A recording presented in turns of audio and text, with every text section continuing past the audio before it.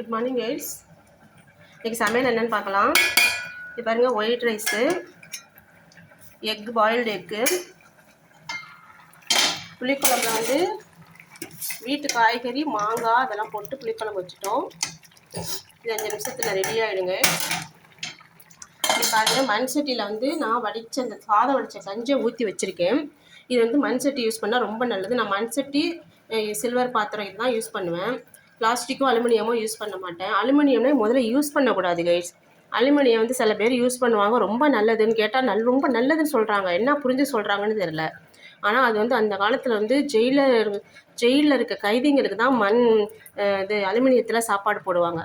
ஏன்னா அது ஸ்லோ பாய்சனாக, அது ஸ்லோ பாய்சன். அதில் சாப்பிட்டு அவங்க இறந்து போவாங்களாம். அதனால் அது ஸ்லோ பாய்சனுக்காக தான் அதை வந்து யூஸ் பண்ணாங்க.